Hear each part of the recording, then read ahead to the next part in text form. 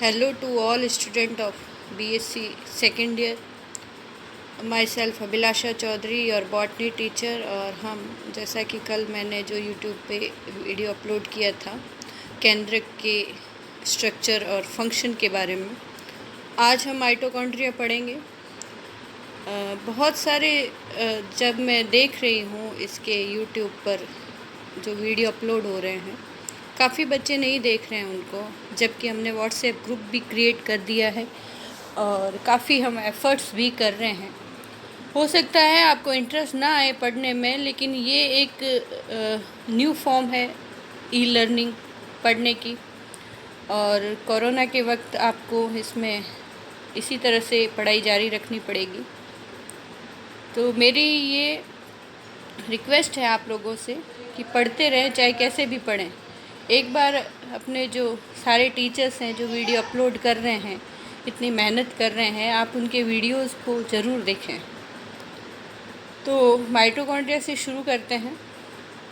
Mitochondria, जिसको power plant of cell कहते हैं, एटीपी यहाँ पे जनरेट होते हैं, ग्लाइकोलिसिस और सारी जो फिजियो केमिकल रिएक्शंस यहाँ पे होती हैं। माइटोकॉन्ड्रिया को आप शॉर्ट में पढ़ चुके हैं।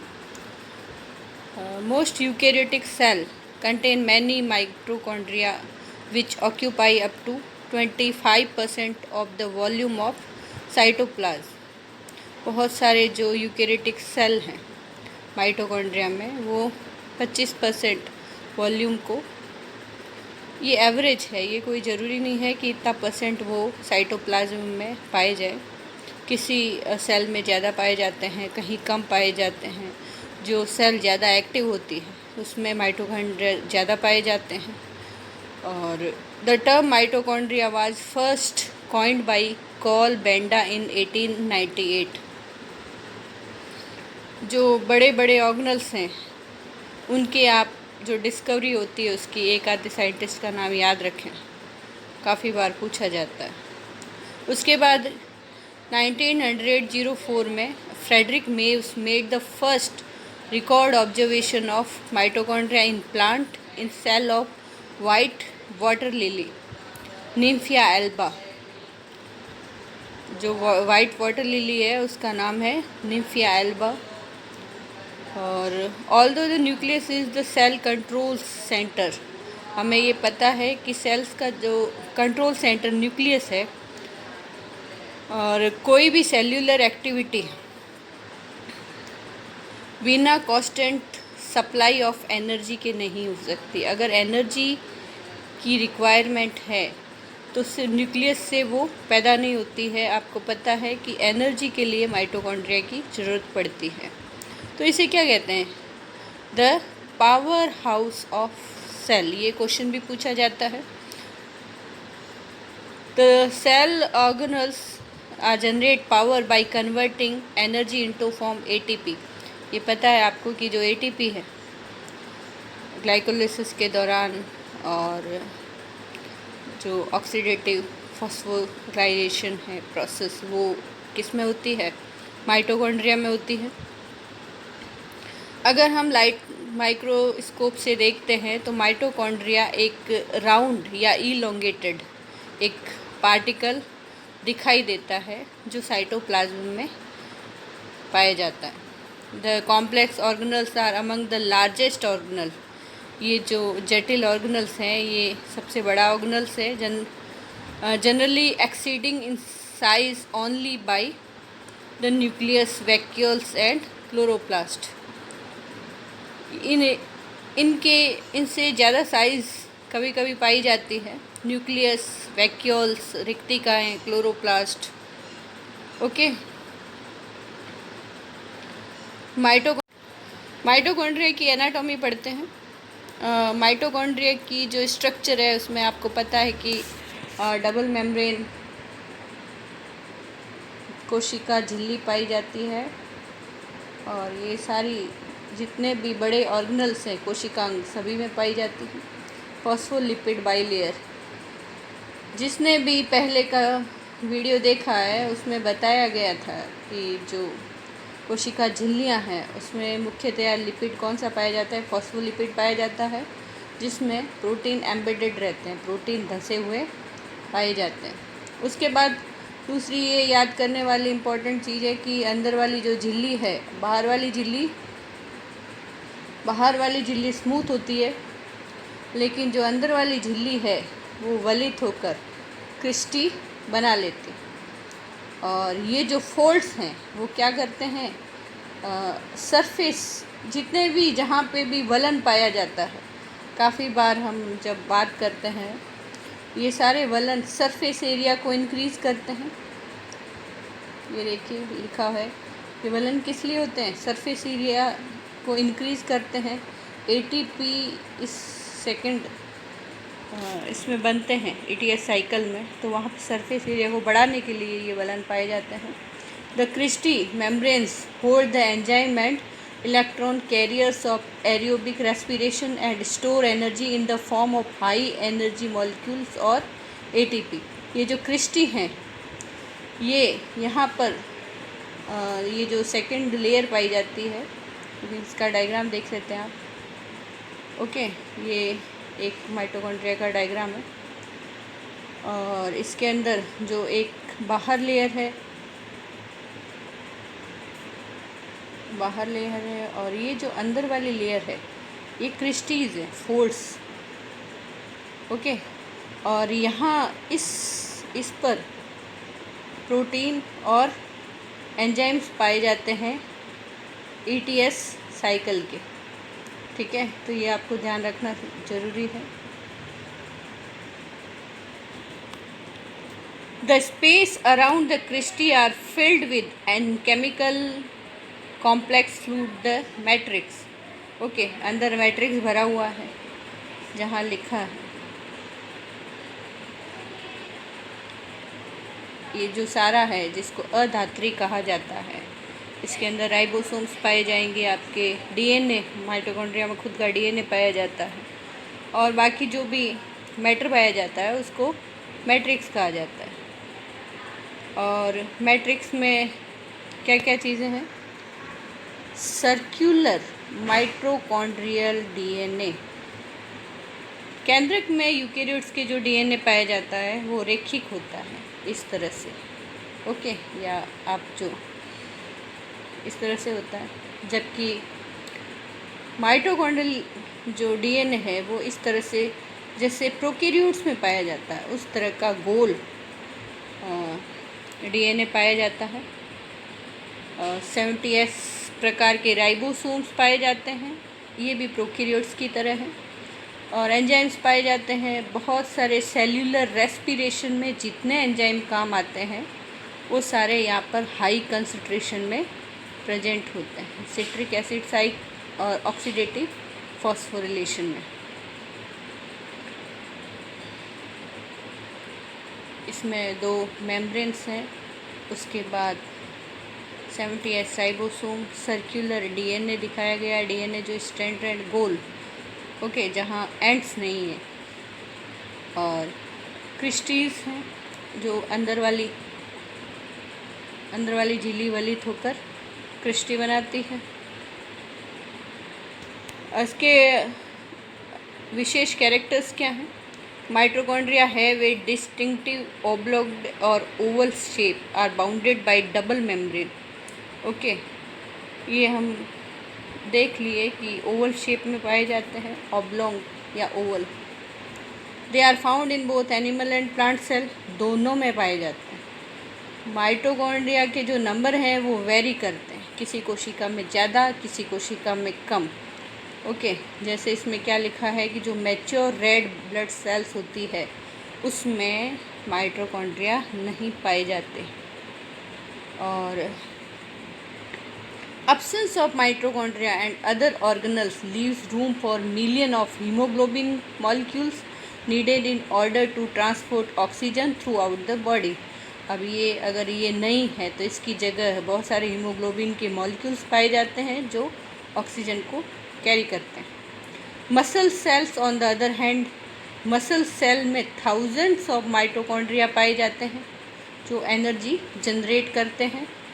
और किसमें, फैट सेल्स और लीवर सेल्स में बहुत सारे माइटोकॉन्ड्रिया पाए जाते हैं।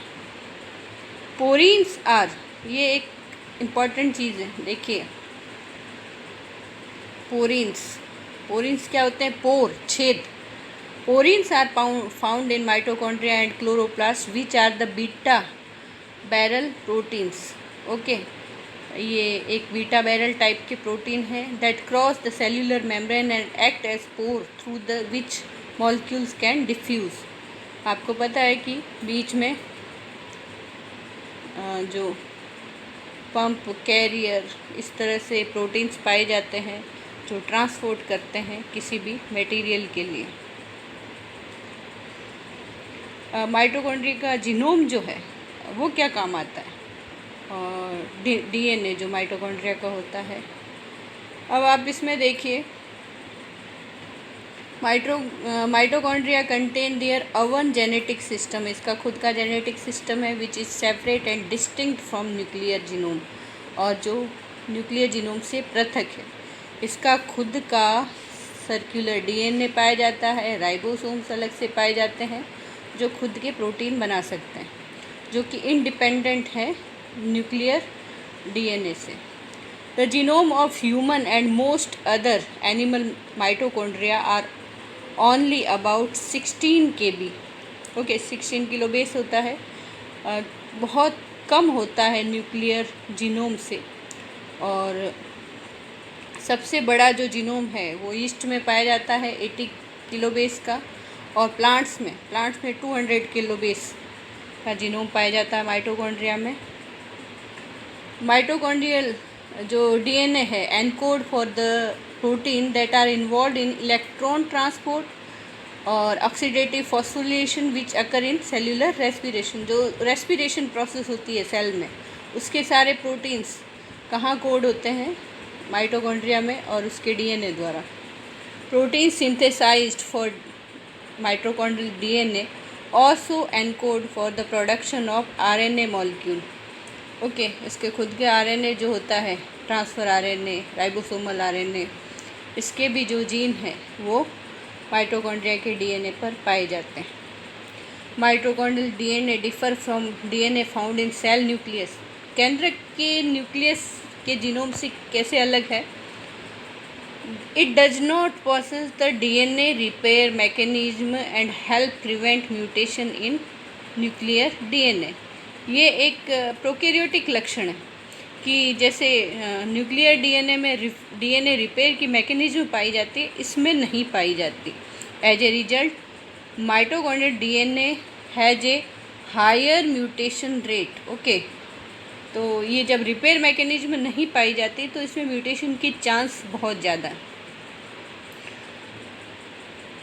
और जो रिएक्टिव ऑक्सीजन प्रोड्यूस, जब ऑक्सीडेटिव और एटीएस साइकिल में जो ऑक्सीजन होती है वो इसको नुकसान पहुंचा सकती है, डैमेज कर सकती है। Disease caused by mutation in mitochondrial DNA is include Kearns Sayre syndrome, MELAS syndrome and Leber hereditary optic neuropathy. ये सब सिंड्रोम है, कभी पूछा तो नहीं गया है इसके बारे में, फिर भी थोड़ा सा एक बार देख लें, क्या पता कहीं ऑब्जेक्टिव में क्वेश्चन आ सके। तो ये डिफरेंसेस हैं माइटोकॉन्ड्रियल जीनोम और न्यूक्लियस जीनोम के बीच। माइटोकॉन्ड्रिया का रेप्लिकेशन कैसे होता है, कैसे वो इनहेरिट होता है, एक सेल डिवाइड होती है तो कैसे उस सेल में माइटोकॉन्ड्रिया बनता है। माइटोकॉन्ड्रिया आर सेमी ऑटोनोमियस, अर्ध स्वायत्त जिसको कहते हैं। Okay, they are only partially dependent on the cell to replicate and grow. उनका खुद का डीएनए होता है, राइबोसोम होते हैं, प्रोटीन्स होते हैं। ओके, तो इनका खुद का कंट्रोल है प्रोडक्शन पर। बैक्टीरिया की तरह mitochondria have circular DNA replicate by the reproductive process like binary fission. Binary fission आप जानते हैं, 1 से 2 हो जाते हैं। Prior to replication mitochondria merge together, a process called fusion. Replication से पहले माइटोकॉन्ड्रिया एक पहले फ्यूज़ होंगे। Fusion is needed to order to maintain stability. स्थायित्व के लिए ये ज़रूरी है, और अगर ये नहीं होगा तो वो छोटे से छोटे होते जाएंगे, और फिर क्या होगा कि जो नई माइटोकॉन्ड्रिया बनाने के लिए सफिशिएंट अमाउंट ऑफ एनर्जी नहीं मिलती है। An individual mitochondrial gene are not inherited by the same mechanism as nuclear gene. Typically, mitochondria are inherited from one parents only. एक और चीज़ है इसमें कि देखिए, ज़्यादातर जब लैंगिक जनन पाया जाता है तो एग और स्पर्म होता है। जो स्पर्म होता है उसमें माइटोकॉन्ड्रिया नहीं होता। तो जिस सेल्फ में जाकर ये फ्यूज़ होता है उसमें जो मैटरनल एग में जो माइटोकॉन्ड्रिया है वही माइटोकॉन्ड्रिया नेक्स्ट जनरेशन में काम आता है। तो इसका क्या मतलब होता है कि जो नई सेल में माइटोकॉन्ड्रिया है वो एक पेरेंट से ही विकसित होता है। ओके, इसमें कई माइटोकॉन्ड्रिया का अलग से इनहेरिटेंस भी चलता है। देखिए, इसमें फ्यूज़न में क्या हो रहा है कि जुड़ के एक बन रहा है, और फिशन में विखंडन। फ्यूज़न वापस इकट्ठा होना, फिशन विखंडन। तो इस तरह से इनकी एक्टिविटी चलती है। ये एक डायग्राम है इलेक्ट्रॉन माइक्रोग्राफ में जो फिशन और फ्यूज़न को प्रदर्शित कर रहा है। Function of mitochondria. The most important function of mitochondria is to produce energy. सबसे इम्पॉर्टेंट टास्क है ये सेल का। The simpler molecule of nutrition are sent to mitochondria to be processed and produce charged molecules. Okay, जितने भी mainly तो glucose है, glucose को भेजा जाता है। ग्लूकोज को तोड़कर रेस्पिरेशन में हम क्या पढ़ते हैं, CO2 और H2O, और उसके साथ higher amount of energy generate की जाती है, और ये सारी प्रोसेस माइटोकॉन्ड्रिया में होती है। Discharge molecule combine with oxygen and produce ATP molecules. The process is known as oxidative phosphorylation. तो ऑक्सीजन के साथ फॉस्फोरिलेशन ATP बन रहा है, तो उसको ऑक्सीडेटिव फॉस्फोरिलेशन कह रहे हैं। Mitochondria help the cell to maintain proper concentration of calcium ion which increase mitochondria uptake up to 10 to 1000 folds and begin to shape dynamic within the compartment of cell. तो calcium की concentration को maintain करता है। ये एक other function है इसका। ये ज़्यादा इतनी मात्रा में कैल्शियम को अपटेक कर सकता है। The mitochondria also help in building certain parts of blood and hormone like testosterone और एस्ट्रोजन। ओके, ये भी आपको ध्यान रखना है। The liver cell mitochondria have enzyme that detoxify ammonia. Liver cell के जो माइटोकॉन्ड्रिया होते हैं वो अमोनिया को डिटॉक्सिफाई करते हैं। The mitochondria also play important role in the process of apoptosis. Apoptosis एक प्रोसेस है जिसमें सेल को धीरे धीरे खुद ही ख़त्म किया जाता है। उसमें माइटोकॉन्ड्रिया का सबसे इम्पॉर्टेंट रोल होता है, जिसको प्रोग्राम्ड सेल डेथ कहा जाता है। abnormal death of cell due to dysfunction of mitochondria can affect the function of organ. Okay, तो एक प्रोसेस के थ्रू अगर ये ख़त्म किया जाता है किसी सेल को, तब वो ऑर्गन को ख़त्म नहीं करता है। लेकिन अगर abnormal डेथ हो तो माइटोकॉन्ड्रिया के डिसफंक्शन से ऑर्गन ख़राब हो सकता है। Okay, thank you very much.